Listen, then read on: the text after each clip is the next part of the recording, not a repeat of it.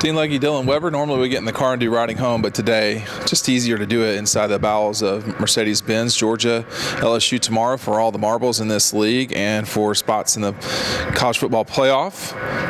Georgia was very quiet walking onto the field today. DeAndre Swift also didn't have anything that looked like it was serious. No, I don't think it's anything serious at all. I mean, we've been hearing all week that from Kirby that maybe there's something there, but I think from people we've been talking to inside the program, it doesn't seem like it's anything that serious.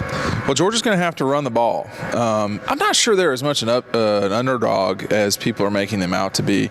In fact, in many ways, when you look at, I think only lately have people nationally or just sort of sports reporters in general started saying, well, Georgia's going to have to be able to control the ball. They're going to have to be able to play defense. That's what they've done a lot this season. They're going to have to be able to play defense. Yeah. I think we've seen them play defense. Just me personally, I don't know if y'all have. Okay, I can feel your sarcasm, but they are dealing with an explosive bunch from LSU. I mean, and the thing about the LSU offense that's different than Clemson and Ohio State's is the caliber of defense that they're dealing with. That's something that Kirby talked about today. That's why he's sort of, well, I wouldn't say scared, but that's why he respects LSU's offense as much as he does. Well, yeah, their offense is insanely good, and the thing is with the defense, we've seen them give up a lot of points. Talking about the LSU defense. The LSU defense, but they also have guys. No, they do. They do. It's just, and we saw that against when they played A&M. How many? They ended up giving up only 7 points that game. Yes, and both of these teams really played, and you can't compare Texas A&M to Tech, but both of these teams played as well as they played lately in their last couple of games. Yeah, and you're right about that. A&M, I think, is vastly better. Yeah, much better. But still, we saw maybe one of Georgia's, besides that second quarter, most complete games in their best-looking game, I thought. First quarter, third quarter, and fourth quarter at least. And one thing that Ed Orgeron was talking about today that I think maybe people missed or whatever, very entertaining coach, but he was talking about turnovers and how LSU they just can't turn it over. That's going to be the biggest thing for Georgia's defense. They're going to need to get a turnover in this game. Well, I'm not certain anyone has to have a turnover to win this game. You and I might differ on that, but I know that if you do, and turnovers could happen on special teams, you never know. But you've got to take advantage of it if you're the offense, the team getting the ball, and if you're the team that turn it over, it's about your defense stopping them. Well, I do disagree. I think Georgia's going to need a turnover in this game. I think they're going to need to force Joe Burrow into a turnover this game. I don't think that's asking too much, but I think he's only turned it over 6 times. Well, remember last year going into this game, Tua was kind of in the same boat as Joe Burrow is now. I don't know, maybe not as good, but it was similar in that. It was definitely similar. Yeah, people were saying Tua is untouchable. He was the Heisman winner going into it, and then came in, I think finished the game 10-25 with 2 picks. Yeah, Tua never had a great day against Georgia. He had a great throw against Georgia. And if you look back, and Joe Burrow is a totally different player, it feels like, this year than last year. He was about 50% against Georgia last year. I think it was 15 or 30. It just wasn't something that would really turn you on if you're a college football fan. No, but he still, I felt like, controlled that game. But with his legs. Yeah, true. I mean, he had that big run at the end of the game to kind of close it. But, I mean, yeah, he is a completely different player this year, and just not anything of what Georgia's what they faced from him last year. No, definitely not. And I think, too, this defense for Georgia, I think this game is probably going to be played in the 20s. That's what Las Vegas thinks. I think that I would definitely take Georgia at 7 points myself.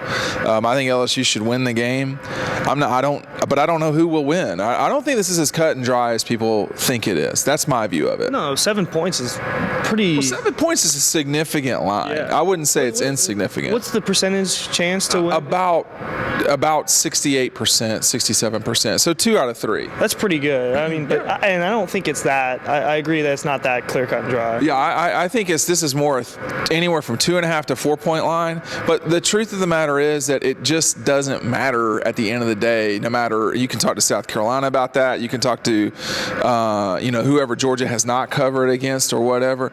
The reality is that whoever goes out there and plays better is probably going to win. That's a bold statement there. Super bold. But sometimes we just overanalyze shit. And I mean, look, if you can make Joe Burrow uncomfortable not sack him, but uncomfortable. You got to be in his headspace. You got to make him worrying about who's coming from behind. Yeah. And this, I think the way that Georgia's front four will play may be challenging. LSU's going to get challenged in a way they've not been challenged before. Definitely. And we're going to see how they respond. Georgia, for sure, its defense has not seen anything like this offense. I think we've seen stuff like this LSU defense before. They're not bad. They're just not as good as their offense. No, and especially as of late, they have not been bad. No, they played much better lately. Yeah, early in the season, I don't want to say they were bad, but they were giving up points. I mean, 35 to Vanderbilt, that one sticks in my brain. I remember that vividly. It was 38. One of those being a special teams situation, but that's a lot of points. And if we turn around here at the end at halftime, and this score is 17-7, 14-3, 14-10, Georgia's in a game that they'd like to be in the lead, but they're in a game that they'd like to play. Yeah, they want to keep this game below 30. You said there's probably going to be in the 20s. That's where Georgia wants to keep it. They don't want to get this into a scoring matchup where it's 38-35, going into the fourth quarter. They want to keep this as low scoring as possible, and they want to drag out possessions on both sides if possible. We're just going to see who has better job, who's going to do a better job of doing what they want to do. Georgia's defense, LSU's offense. This is going to be one of the most entertaining things to watch this season in college football. It's just an interesting dynamic. Yeah. Like you said, it's one of, if not the nation's best defense, going up against one of, if not the nation's best offense, and just to see that kind of matchup. And because it's so critical for the future, I mean, if you're LSU and you win this game, you really could make an extremely strong case that you should be the number one.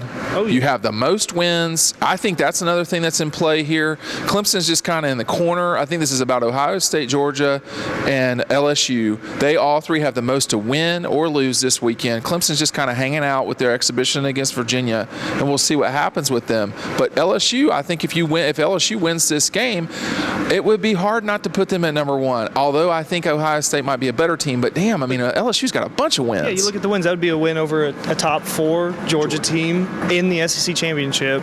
A win over at the time, what was it, top 3 Alabama team who was fully healthy and a dominant team at that point. Then you have Auburn, 2, Florida. So that would right there be 3 wins over top 12 teams, right? Gators, Dawgs. No, 4. Gators, Dawgs, Bama, and Auburn.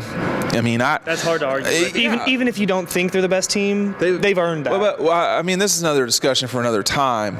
We don't know what the outcome will be, but what are the parameters? What are the dynamics and metrics for the playoff committee?